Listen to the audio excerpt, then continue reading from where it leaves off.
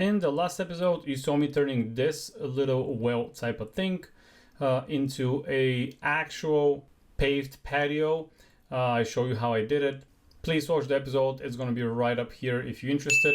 And in today's episode, I'm going to show you what I did more in the backyard, the gazebo that I bought, and some advice on, how you should set up a backyard or a front yard in the Airbnb and offer some kind of amenities, if you will, for the customers. All right, guys, hit like, subscribe, and enjoy this episode. Let's go.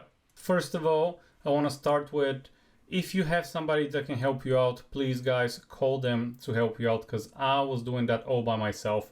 As you can see here, is like nighttime, and I'm trying to hold this whole gazebo that weighs, I don't know, 100 pounds by myself.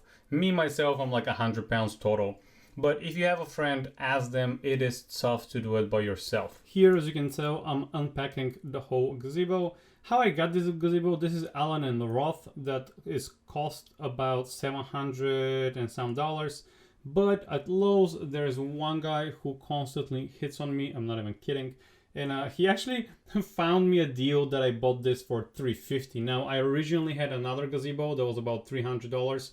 Way more flimsier, but I said, okay, for $50 more, I already ordered it actually, and I was like, okay, for $50 more, do I want to have that amazing high quality gazebo? And the answer was yes. So I returned the old one and I ordered this one. So Joey from Lowe's, if you're watching this video, man, thanks a lot. I appreciate you finding me the deal. I appreciate you lifting my self-esteem by hitting on me. So thanks a lot, bro.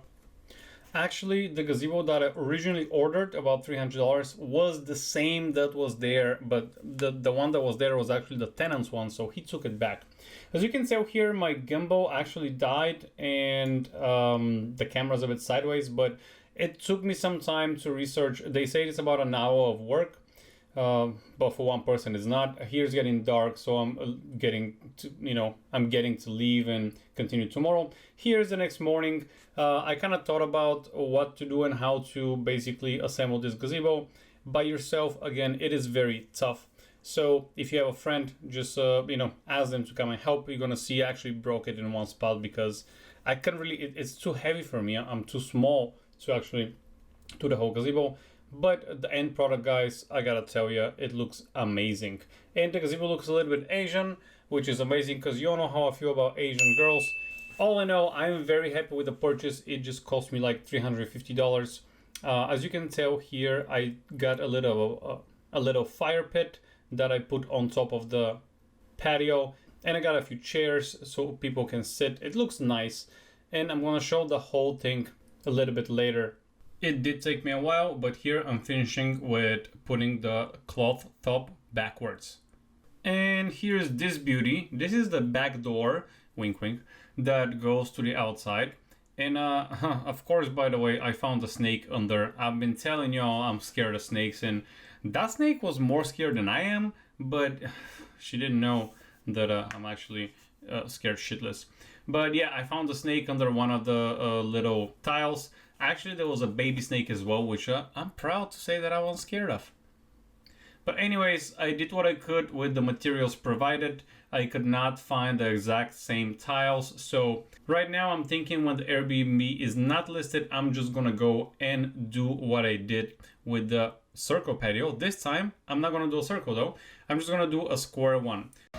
So I think that when you put in an effort, the beauty is into the details, and I like it, but there's something that really bothers me, and it's this.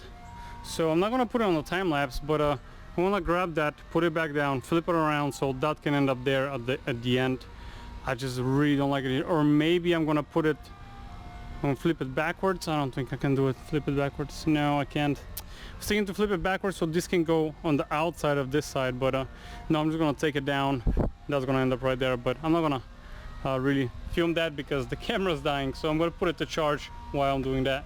While you're looking at this amazing footage of me, how I'm doing that second patio, let me break down the numbers a little bit about the patios. As you can see on the picture on the screen, we have bought 40 bags of paver-based sand, then we have edging and stakes, That's going to be $102. Then we got 4 bags of polymeric sand. I got around 100 bricks. I returned a few, I think, but 100 bricks is what I needed. Then we got paver base, that plastic thing that was like 2 by 3 feet, if you remember, the black thing that I put instead of gravel, and other stuff, you know, push broom, masonry disc that I used to cut the tiles with, and other stuff, and rental tools.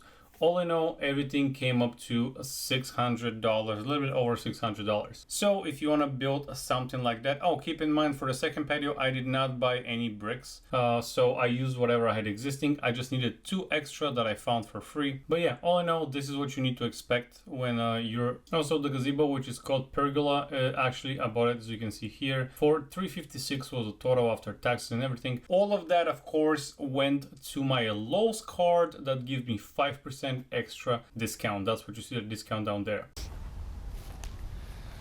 All right, done with the gazebo. I need to put some chairs there and a table that is not yet here because everything is out of stock. I'm gonna put a rug 9 by 9 on the bottom there, and then I'm gonna stake those. I was thinking to put them on a platform, the feet of the gazebo, but you actually need to stake it to the ground. I'm just gonna stake it to the ground, level it as much as I can, and that's that. And here's another patio. That patio turned out great. Just not happy with the incline there a little bit, but it's okay. There's another patio here that is not my pride and joy, but I did what I could with the materials provided. And we are just finishing up the whole Airbnb, just cleaning up a little bit, and then we're gonna list it. We're gonna take it for pictures and we're gonna list it. In the next episode, you can see how I'm scrubbing walls, building beds, and other furniture, and we're finishing up with the Airbnb.